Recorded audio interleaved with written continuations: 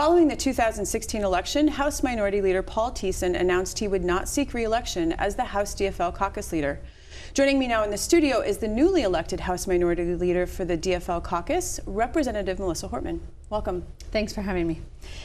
Congratulations on your election. The Star Tribune did a recent profile on you, and they called you persistent.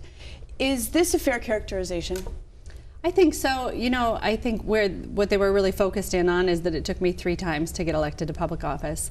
And this is something I think you see throughout history. People who run for office often have an unsuccessful go and then get elected in their second or third election. So I ran in 1998 when Jesse Ventura was on the ballot, and it was really a wave election that year. A lot of people kicked the covers off in the morning and said, I'm going to go vote for the wrestler.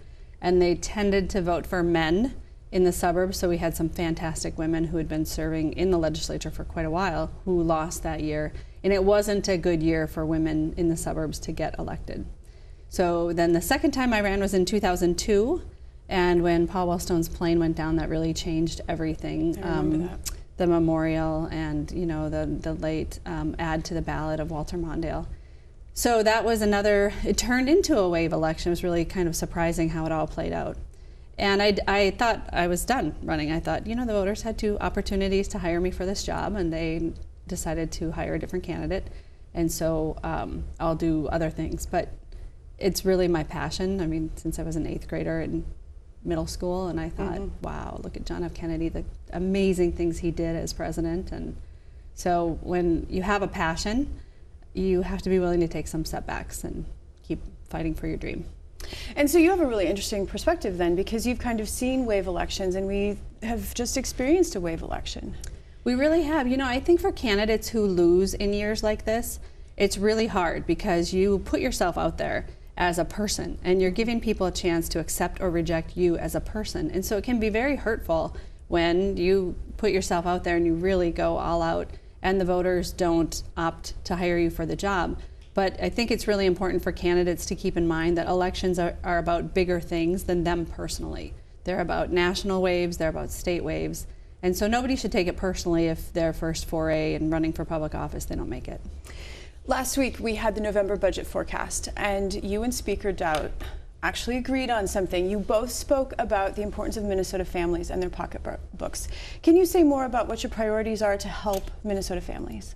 Sure. You know, I think that all people who run for office have that same thing in common. We all think we can make Minnesotans' lives better, which is why we take the chance of running for office. So I think one thing I'm hoping in the next 2 years is that we'll focus more on the things that we have in common as public servants and less on the things that divide us, because we really do have more in common.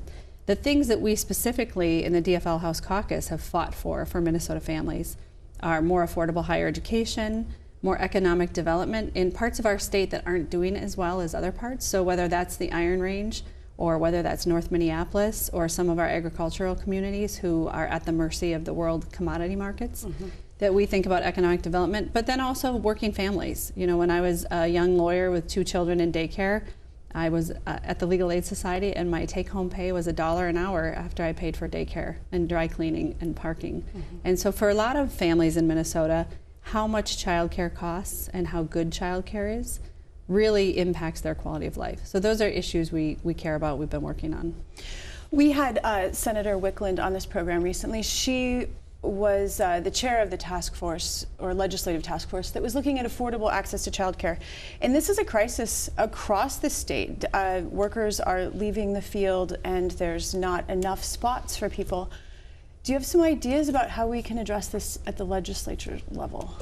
Well, I know we have, I believe it is a 6-year waiting list for people to get child care assistance from the state. And I think one of the things about Minnesota is we have a very good work ethic in our state, and we have a lot of 2-income families. So people want to be working, and the lack of affordable child care is getting in the way of people finding and keeping the good jobs that they want.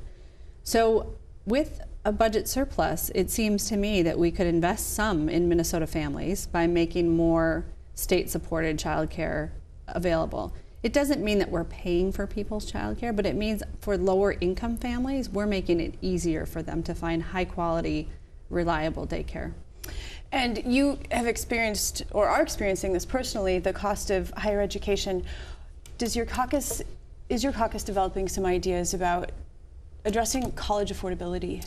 Yeah, we'll be meeting soon as a caucus to sketch out our detailed agenda for the session. But it's fair to say that we have consistently worked towards tuition freezes and increased student aid and debt relief. There's 3 different ways to get at the problem. First, when you do a tuition freeze, you know, our higher education institutions don't love that. It only works if it's fully funded and they don't have to tap the students for what the state doesn't provide. But the thing about a tuition freeze is we have to get at the rising cost of higher education. It shouldn't outpace inflation. And that's part of what's making it hard for families. I don't think we can go to the public year after year and say that the only solution is increasing student aid. We need to expect our higher education institutions to tighten their belts as much as they can. And then second, we do look at student aid because that allows us to direct the aid to the students who need it the most, whether it's targeted fields or whether it's income-based. Student aid is a way for us as a state to sort of fund the students who need it the most. And then debt relief. There's a lot of people who've already graduated from college.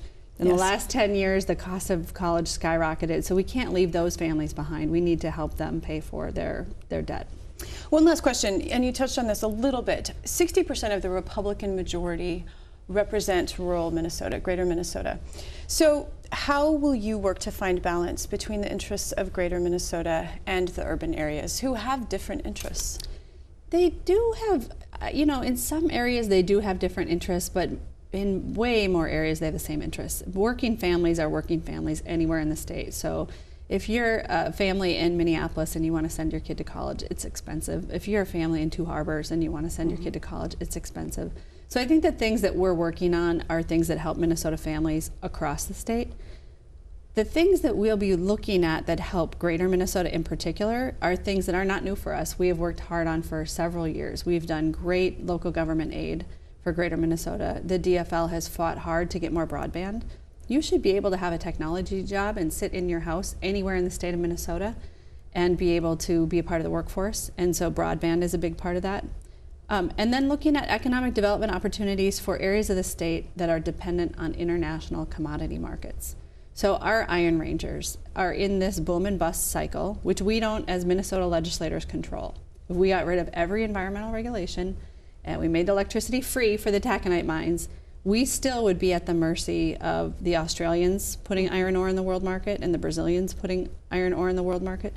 So it's our job as state legislators to develop other economic pathways to success for an area like the Range. And clearly we've done some things that are good, the Delta Service Center up there, but we need to do more work because people should be allowed to stay in their community even though the world economy is changing. Representative Hortman, it was so nice of you to take the time. Thank you for coming. Thanks for having me.